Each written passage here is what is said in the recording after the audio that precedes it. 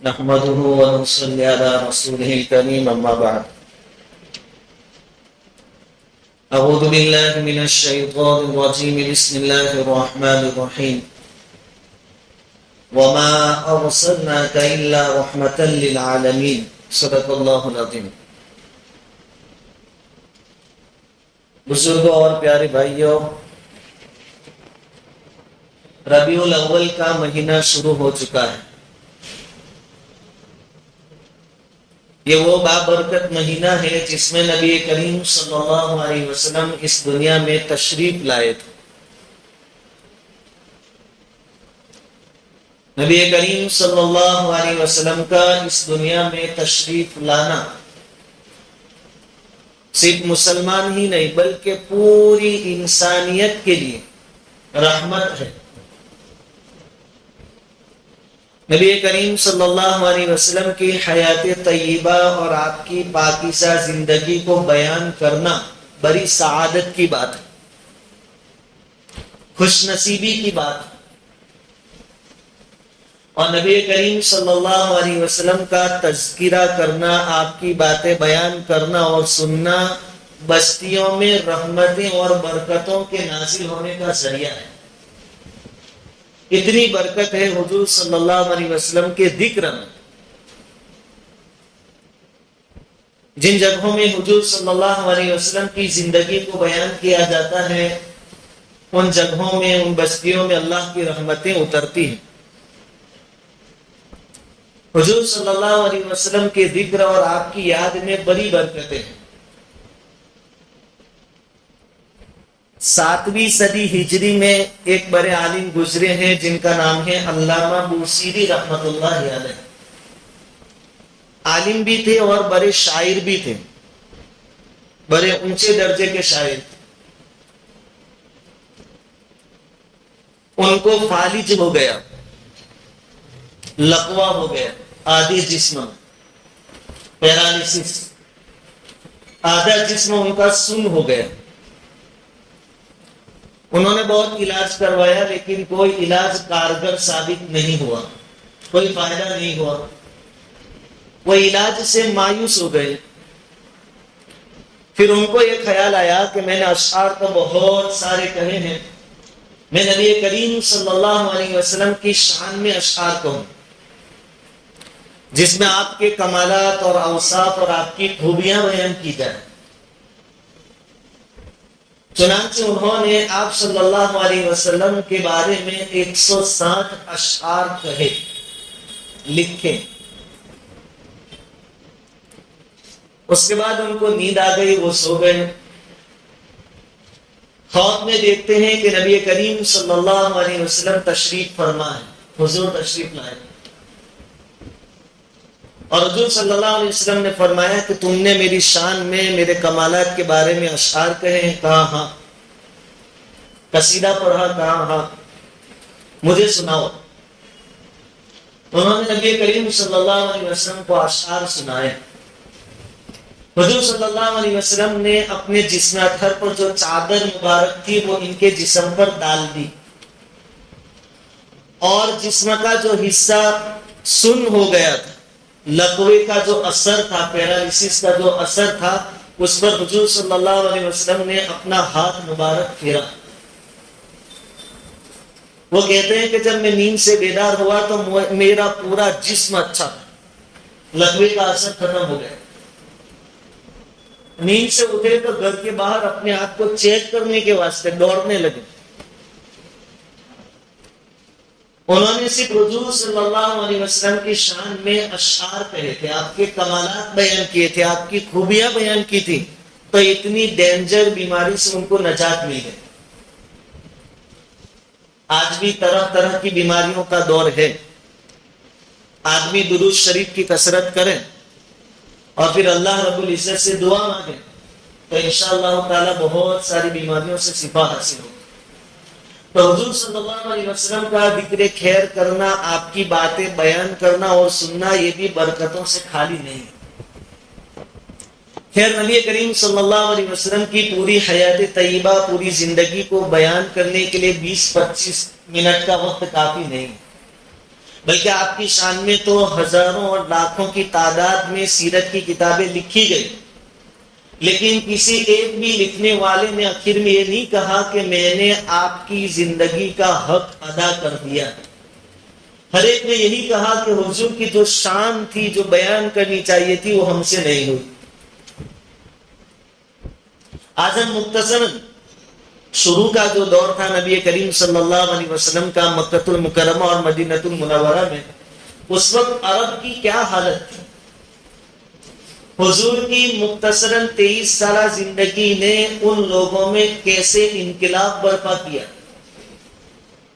کہ وہ عرب پہلے کیا تھے اور حضور کی 23 سالہ زندگی کی محنتوں کے بعد کیا بن گئے، اس کا مختصراً نقشہ ہم پیش کرتے ہیں۔ جس سماج اور ماحول میں حضور صلی اللہ علیہ وسلم نے اپنی آنکھیں کھولی تھی، جس میں آپ پیدا ہوئے، آپ کو نبوت سے نوازا گیا، وہ ماحول بڑا خطرناک تھا۔ اس وقت عرب کی انکم زیادہ تر لوٹ مار پر دار و مدار رکھتی تھی۔ عرب کیا کماتے تھے؟ لوٹ مار کر کے مال کماتے تھے، اور اس پر ان کی زندگیوں کا گزارا ہوتا تھا۔ عرب جیسے بھی تھے، لیکن 4 مہینوں کا احترام وہ بھی کرتے تھے، جن کو حرمت والے مہینے کہا جاتا ہے: ذوالقعدہ، ذی الحجہ، محرم اور رجب۔ ان 4 میں سے 3 تو لگاتار آتے ہیں۔ ان 4 مہینوں میں وہ بھی لوٹ مار، ڈاکہ زنی، قتل و غارت گیری نہیں کرتے تھے، ان مہینوں کا احترام کرتے تھے۔ لیکن ان کے لیے پرابلم یہ کھڑا ہوا کہ 3 مہینے حرمت والے لگاتار آتے تھے، اب 3 مہینے تک لوٹ مار نہیں کریں گے تو کھائیں گے کیا؟ یہ ان کا مسئلہ تھا اس وقت۔ اس مسئلے کا حل انہوں نے یہ نکالا کہ وہ مہینوں کو بدل دیتے تھے، آگے پیچھے کر دیتے تھے۔ کبھی ڈکلیئر کر دیتے کہ محرم کا مہینہ بعد میں آئے گا، پہلے سفر کا مہینہ۔ قرآن نے اس کو نقل کیا، انما النسیء زیادۃ فی الکفر، کیونکہ کھانے پینے کی چیزوں کا دار و مدار لوٹ مار پر تھا، اور حرمت والے مہینوں کی وجہ سے لوٹ مار ہو نہیں سکتی تھی، تو بدل دیتے تھے۔ آپ اندازہ لگائیے کہ جس قوم کے کھانے پینے کا دار و مدار لوٹ مار پر ہو، اس قوم کے حالات کیا ہوں گے۔ ان لوگوں میں نبی کریم صلی اللہ علیہ وسلم کو نبی بنا کر بھیجا گیا۔ اچھی بات کوئی قبول نہیں کرتا تھا، وہاں کوئی سرکار ہی نہیں تھی، کوئی حکومت ہی نہیں تھی۔ ہر خاندان کا الگ الگ بادشاہ تھا، الگ الگ سردار ہوتا تھا، اور آپس میں لڑتے جھگڑتے رہتے۔ جہاں کوئی سسٹم ہی نہ ہو، کوئی حکومت ہی نہ ہو، کوئی انتظام ہی نہ ہو، وہاں کا ماحول کیسا ہوگا؟ نبی کریم صلی اللہ علیہ وسلم عام الحسن کے بعد، یعنی جب آپ صلی اللہ علیہ وسلم کی عمر مبارک 50 سال کی ہوئی، اس سال حضرت خدیجہ رضی اللہ تعالیٰ عنہ کا انتقال ہو گیا۔ حضور بہت غمگین ہوئے، اور تھوڑی مدت کے بعد مشفق اور مربی چچا ابو طالب کا انتقال ہو گیا۔ حضور کو ڈبل غم پیش آیا، تو حضور نے اس سال کا نام رکھا عام الحسن، غموں کا سال۔ اب جو ظاہری سہارے تھے وہ چلے گئے۔ اس کے بعد 3 سال حضور صلی اللہ علیہ وسلم مکہ میں رہے۔ 3 سال تک الگ الگ قبیلوں کے پاس جا کر حضور نے اپنے آپ کو پیش کیا اور یہ درخواست کی کہ آپ لوگ ہمیں پناہ دیں، کہ آپ کے پناہ کے بل بوتے پر میں اللہ کے دین کی دعوت لوگوں کو پہنچاؤں، اچھی تعلیم لوگوں میں پہنچاؤں۔ 3 سال تک آپ مسلسل اپنے آپ کو پیش کرتے رہے، لیکن کوئی خاندان اور کوئی قبیلہ ایسا نہیں تھا کہ جو حضور صلی اللہ علیہ وسلم کو پناہ دینے کے لیے تیار۔ اتنا خطرناک ماحول۔ ہجرت کے بعد جب مدینہ گئے، وہاں بھی کوئی پہلے سے سجا سجایا ماحول نہیں تھا، وہ بھی کوئی پہلے سے اسلامی حکومت نہیں تھی۔ وہاں دشمنوں کی تعداد اور زیادہ تھی۔ وہاں یہود تھے ایک طرف، یہ بھی ایک بڑی ابھرتی ہوئی طاقت تھی، انہوں نے اپنے مضبوط قلعے بنا رکھے تھے۔ غزوہ بدر میں جب مشرکین مکہ آئے مدینہ اور ان کو شکست ہوئی، مسلمانوں کو فتح نصیب ہوئی، اس وقت یہودیوں نے یہ کہا تھا کہ بیچارے قریش لڑنا کیا جانے، مسلمانوں کا ہم سے پالا پڑے، ہم سے واسطہ پڑے تو ان کو پتہ چلے، ہمارے قلعوں سے واسطہ پڑے اور ان کو فتح کر کے دکھائے تو ہم مانیں۔ یہود بھی اتنے طاقتور تھے۔ مشرکین، یہود اور مدینہ المنورہ میں منافقین جو 24 گھنٹے ساتھ میں رہنے والے. یعنی آپ اپنا کوئی لائحہ عمل تیار کرتے ہیں، کوئی پلاننگ کرتے ہیں، وہ بھی راز پھاش کر دینے والے، ہر طرح سے دشمن. اور اس زمانے میں 2 سلطنتیں بڑی سمجھی جاتی تھی، روم اور ایران، فارس جس کو کہتے ہیں. اور ایرانیوں کا ماننا یہ تھا کہ حجاز بھی ہماری ماتحتی میں آتا ہے، ہمارے قبضے میں آتا ہے. اس لیے اس وقت کے بادشاہ نے اپنے گورنر کو ایک خط لکھا تھا کہ حجاز میں کوئی محمد نام کا آدمی ہے اور اپنے آپ کے نبی ہونے کا دعویٰ کر رہا ہے اور لوگ اس کی دعوت کو قبول کر رہے ہیں اور مسلمان ہو رہے ہیں، تم اس کو پکڑ کر میرے دربار میں لے آؤ. تو اندرونی بھی دشمن، باہر کی طاقتیں بھی دشمن. اس سماج اور معاشرے میں نبی کریم صلی اللہ علیہ وسلم نے اللہ کے دین کا بول بالا کیا تلوار کی زور سے. مکہ المکرمہ میں تو اپنے بچاؤ کے لیے تلوار اٹھانے کی بھی طاقت نہیں تھی. وہاں تو 53 سالہ زندگی میں صرف صبر ہوا ہے، صبر کیا گیا تلوار کے زور سے نہیں، اپنی تعلیم کے زور پر، اچھے اخلاق کے زور پر. حضور صلی اللہ علیہ وسلم نے ایسی تعلیم پیش کی کہ لوٹ مار کرنے والی قوم میں ایک وقت وہ آیا کہ لوگ اپنا جان مال سب کچھ لوٹا دینے پر فخر محسوس کرتے تھے. جب تقاضا کیا جاتا ہے کہ جان پیش کرو تو لوگ خوشی خوشی جان پیش کرتے تھے. بعض صحابہ کرام کے بارے میں ہم پڑھتے اور سنتے ہیں کہ ان کی عمر کم ہوتی تھی، ہائٹ چھوٹی ہوتی تھی، اور جنگ میں لشکر روانہ ہو رہا ہوتا تھا تو وہ اپنے پنجوں کے بل کھڑے ہو کر اونچے معلوم ہو اس لیے پنجوں کے بل کھڑے ہو جاتے تھے تاکہ حضور ہمیں ساتھ میں لے جائیں اور ہم بھی جہاد میں کام آ جائیں. پہلے ایک دوسرے کی جان لے لینے والے اب اسلام کے خاطر اور حضور کے خاطر جان مال قربان کرنے والے بن گئے. یہ سارا کمال کیسے ہوا؟ یہ نبی کریم صلی اللہ علیہ وسلم کی تعلیم کا نتیجہ ہے. لوٹ مار کرنے والی قوم میں پھر ایسے لوگ پیدا ہوئے جنہوں نے اپنا سب کچھ اسلام کے خاطر لٹا دیا. پڑوسی ملک پاکستان کے ایک بہت بڑے مفتی صاحب ہیں، مفتی عبد الواحد قریشی صاحب. ان کا بیان میں نے سنا، انہوں نے بتایا کہ 2 سودے مسلمانوں نے غیروں کے ساتھ غیروں کے منہ مانگی رقم دے کر کیے. غیر نے جتنا مانگا انہوں نے دے دیا اور یہ دونوں سودے کامیاب رہے. یعنی مسلمانوں نے اپنا سب کچھ لٹا دیا، نہ اوپر لگا دیا. ایک سودا کون سا تھا؟ عثمان غنی رضی اللہ تعالیٰ عنہ کا. جب مسلمان ہجرت کر کے مدینہ آئے، وہاں کے آب و ہوا اور وہاں کا پانی بہت سارے صحابہ کرام کو موافق نہیں آ رہا تھا، راس نہیں آ رہا تھا. صحابہ کرام بیمار ہو رہے تھے اور پانی کا بڑا مسئلہ تھا. مدینہ میں ایک یہودی کا کنواں تھا جس کا نام تھا بئر روما. پہلے تو اس کی طرف سے سب کو اجازت تھی، پانی لے جانے کی، پینے کی، اسٹاک کرنے کی سب اجازت تھی. لیکن اس نے دیکھا، چونکہ یہودی تو مسلمانوں کے دشمن تھے، اس نے دیکھا کہ سب مسلمان یہاں سے پانی لے جا رہے ہیں کیونکہ اس کنویں کا پانی بڑا خوشگوار تھا اور حضور صلی اللہ علیہ وسلم کو بھی بہت پسند تھا. تو حضور کے لیے بھی وہاں سے پانی بھر کر لایا جاتا تھا. جب یہودی کو پتا چلا کہ ان کے نبی اور سردار کے لیے بھی یہاں سے پانی جاتا ہے تو یہ کمانے کا بڑا اچھا موقع ہے، ویپاری آدمی ہوگا. اس نے بہانے شروع کر دیے کہ اتنے سارے لوگ پانی لے جائیں گے، پانی ختم ہو جائے گا، اس لیے میں کل سے مفت پانی کسی کو نہیں دوں گا، 1 ڈول کے اتنے پیسے دینے پڑیں گے.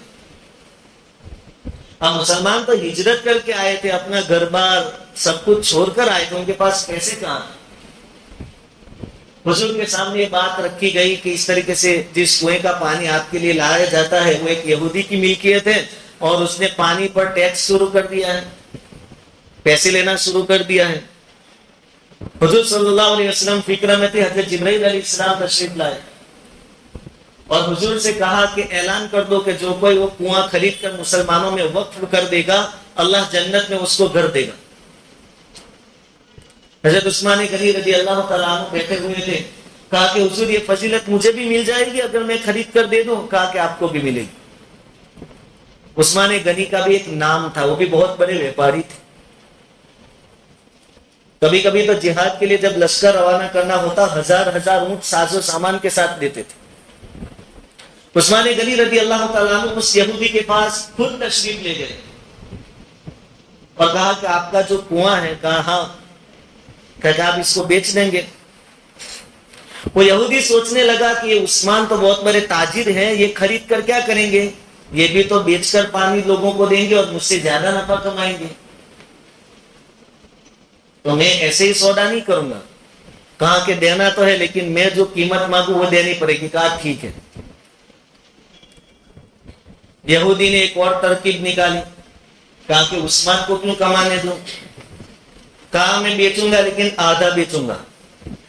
حضرت عثمان غنی رضی اللہ تعالیٰ نے پوچھا کہ اللہ کے بندے آدھا کیا مطلب, بیچ میں دیوال کرے گا؟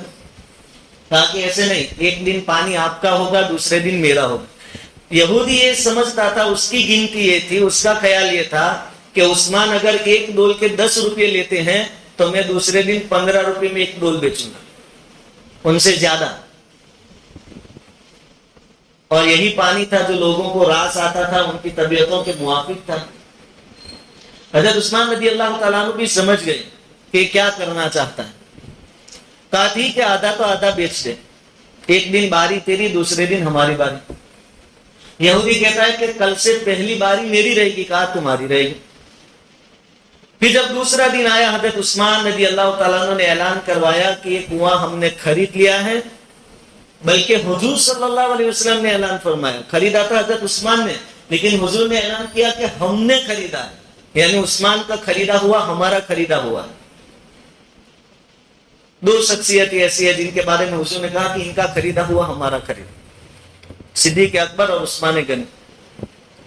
جب اعلان ہوا صحابہ کرام اور پورا مدینہ, مسلم غیر مسلم یہودی سب وہاں گئے اور انہوں نے پانی پیا بھی اور بھر بھی لیا, دوسرے دن کے لیے اسٹاک بھی کر لیا. جب دوسرے دن یہودی کی باری آئی تو سب نے اسٹاک کر لیا تھا, کون خریدنے جائے گا پانی؟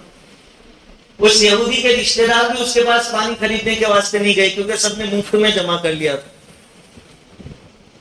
اب یہودی کی گاڑی گونج میں آ گئی. کہا کہ عثمان نے تو کمال کر لیا, میں تو سمجھتا تھا کہ نفع کمائے گا لیکن اس نے تو مفت کر دیا, اب میں کیا کروں؟ اب جو باقی آدھا تھا وہ بھی بیچے بغیر کوئی کارائی چار نہیں تھا, چھٹکارا نہیں تھا. اس نے حضرت عثمان رضی اللہ تعالیٰ عنہ کو بلایا, کہا کہ آؤ باقی آدھی کا بھی اپنے سودا کر لیں. اب عثمان رضی اللہ تعالیٰ عنہ سمجھ گئے کہ اب اپنی باری ہے, معاملہ اپنے ہاتھ میں. کہا کہ ایسے نہیں, پہلے میں حضور سے مشورہ کرتا ہوں پھر بات ہوگی. کہا ٹھیک ہے کر لو.